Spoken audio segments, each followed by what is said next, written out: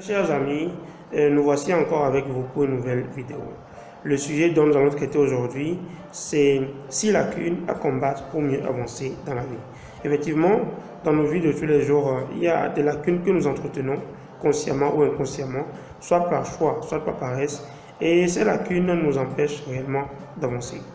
Et de toute évidence, pour pouvoir combattre ces lacunes, il faut déjà les identifier, les connaître, et c'est pour cela que nous réalisons ces vidéos. L'idée, c'est de pouvoir énumérer ces lacunes en vue de pouvoir vous aider. A tout de suite pour la première lacune.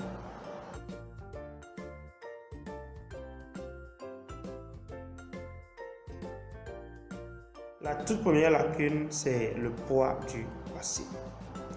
C'est clair que notre vie actuelle est le résultat de nos actions et de nos expériences du passé.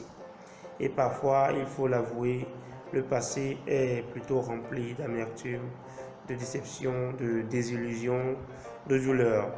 Et au point que nous emportons toujours des cicatrices, et parfois ce ne sont pas vraiment des cicatrices, les plaies sont encore vives. Au point que nous apprécions la vie actuelle à la lumière de ces expériences du passé. Le passé nous pèse énormément au point que nous n'arrivons plus à vivre pleinement.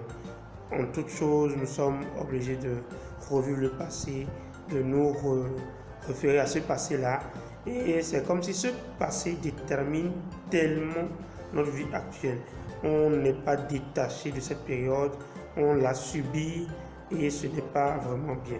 Ce qu'il paraît judicieux de faire, c'est que si on vit une telle situation, on essaie de se donner un peu de temps, on essaie de passer au crible ce passé-là, ces expériences-là, ces actions-là. On les soumet à une profonde analyse, on réfléchit longuement, on tire les leçons qu'il faut, on tire les sagesses, si on doit le dire ainsi, on prend les bonnes résolutions, on prend les bonnes décisions et ce qui est fait étant déjà fait, on décide d'aller de l'avant. On ne subit plus ce passé-là, mais on s'offre la possibilité de toujours avancer et de ne regarder désormais que vers l'avenir. C'est ce qu'il faut faire concernant le poids du passé. Il n'est pas bien que le passé pèse tellement sur notre vie actuelle au point qu'on ne sache plus regarder vers l'avenir.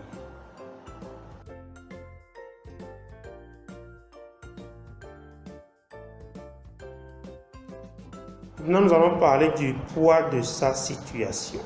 Quand nous parlons du poids de sa situation, nous faisons surtout référence à la situation de pauvreté. Vous-même, vous savez, quand on dit pauvre, quand on parle de pauvreté, c'est qu'on n'a pas forcément les moyens, surtout financiers, de vivre la vie qu'il nous faut, déjà de pouvoir faire face à ses besoins élémentaires, manger, se vêtir et tout. Donc, la satisfaction de ces besoins étant difficile, on parle de pauvreté. Et c'est clair, la pauvreté, ce n'est pas quelque chose qu'il faut accepter de façon passive, il faut pouvoir la combattre. C'est pourquoi nous parlons du poids de sa situation, surtout si elle est une situation malheureuse. Donc, la pauvreté n'est pas forcément quelque chose d'heureux, c'est un point de vue, c'est critiquable. À vous de nous apporter vos contradictions, vos commentaires. Mais déjà, nous citons la pauvreté comme étant une lacune à combattre. Voilà. Donc, si on est pauvre, c'est tout à fait normal qu'on se batte pour avoir mieux dans la vie, toujours en passant par des moyens légaux, des moyens acceptables, des moyens quand même moralement cautionnables. Voilà. Donc, c'est aussi le lieu de parler de quelque chose comme sur notre chaîne souvent, nous parlons de réussite collective, de succès collectif. C'est le lieu de faire un appel à ces personnes-là qui ont quand même la chance d'être riches. Oui, il ne s'agit pas de les obliger à aider qui que ce soit, mais de lancer un appel. Si vous êtes riche, si vous êtes nanti, c'est quand même bien de pouvoir penser à ceux-là qui n'ont pas les mêmes grâces que vous. Bien sûr, il ne s'agit pas de venir distribuer de l'argent à qui que ce soit, mais de créer des conditions qui vont vous profiter à vous autant qu'aux autres. Voilà. par exemple de créer des opportunités lucratives pour tout le monde, de créer des emplois, de créer des entreprises. Voilà un peu ce dont nous parlons. Donc si vous avez les moyens, pourquoi pas, investissez, créez des conditions plus positives, plus favorables à tout le monde. Vous y gagnerez et les autres aussi. Voilà, donc la pauvreté, voilà, il faut quand même la combattre. Il faut essayer de s'en sortir, non seulement pour soi, mais également pour d'autres qui n'ont pas encore cette lumière-là. Tout de suite pour la troisième lacune.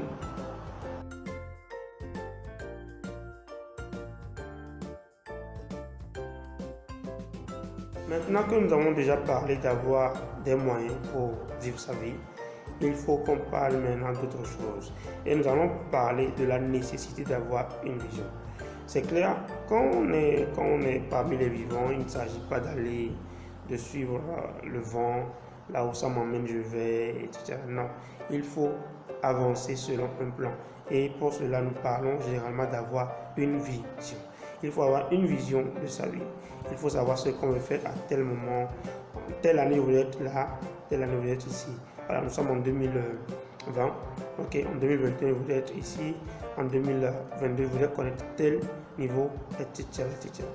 Et quand on parle de vision, il ne s'agit pas d'avoir une vision pour en avoir. Voilà, il faut avoir une vision claire, détaillée, un plan vraiment orchestré, vraiment détaillé, où les étapes sont vraiment décrites, claires. Voilà, on essaie de voir très clairement en l'avenir. C'est cela, avoir une vision. Et quand on en a, voilà, on essaie de marcher bien, on essaie de marcher mieux. On nous dit souvent que celui qui a une vision ne s'égare jamais. C'est vrai qu'il ne faut pas dire jamais, parce que l'adage dit, celui qui marche dans une vision ne s'égare jamais. Donc voilà, nous voulons vous appeler ici à avoir une vision claire de votre vie. Et ce n'est pas seulement pour vous. Quand vous avez une vision claire de votre vie, cela vous aide à réussir vous-même et à aider votre société également à aller de l'avant.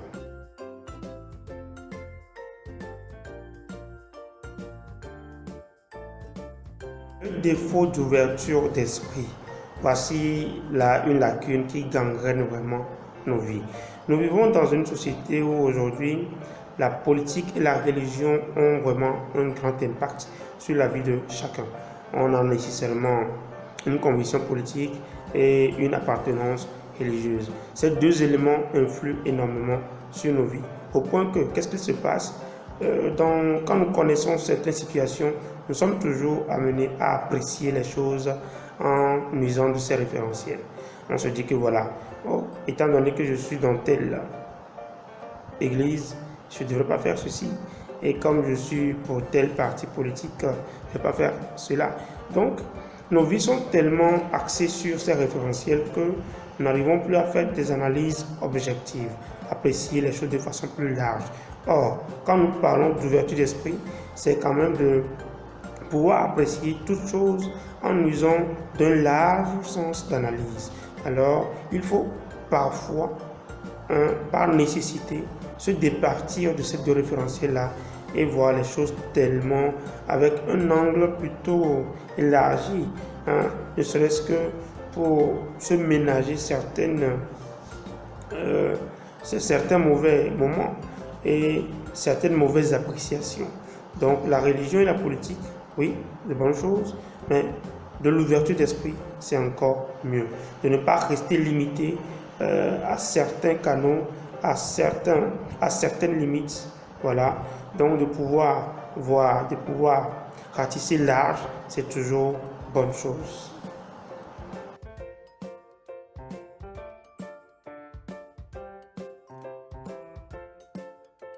Repli sur soi. Il faut le dire, nous vivons aujourd'hui dans une société plutôt cruelle. La société d'aujourd'hui est plus ou moins dangereuse. Les gens, au lieu d'aimer les gens, on est plutôt en train d'aimer les choses et on utilise les gens. Donc, certaines personnes ayant été plusieurs fois abusées, trompées, déçues, donc ont choisi de se replier sur elles-mêmes. Elles ne veulent plus s'ouvrir, elles ne veulent plus aimer, oser ces choses-là que nous appelons amour sincère, amitié sincère et tout, ces personnes ont préféré se replier sur elles-mêmes et de vivre modestement une vie, de ne plus trop faire confiance aux autres et à la société. Oui. Et certaines personnes vont jusqu'à connaître certaines extrémités dangereuses. Elles s'en vont jusqu'à haïr la société. Et voilà un peu quelque chose qui peut inquiéter. Voilà, de haïr. Vous voyez un peu? Est-ce qu'il ne serait pas bien de dépasser cela, de renoncer au repli sur soi et de quand même s'ouvrir, mais maintenant avec un peu plus de sagesse, de discernement? Est-ce qu'il ne serait pas bien de tenter au-delà du repli sur soi? Pensez-y.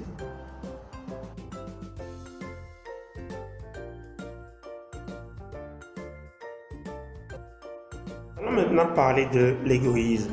Déjà, nous allons vous inviter à élargir l'égoïsme dont nous allons parler ici à l'égocentrisme et puis à l'individualisme. Oui. Qui appelle-t-on égoïste? L'égoïste, c'est quelqu'un qui ne recherche toujours et surtout que ses intérêts, ses propres intérêts. Ses intérêts passent toujours avant ceux des autres. Et ce qui est dangereux, c'est qu'il ne cherche que ses propres intérêts. Il ne se soucie pas de vos intérêts à vous, mais il pense toujours et toujours à. Le danger, c'est quoi? C'est quand vos intérêts sont en jeu, il va toujours préférer les siens au détriment des vôtres et il pourrait même vous éliminer pour avoir satisfaction, pour atteindre ses objectifs. Donc vous voyez, un tel individu est nocif à la société.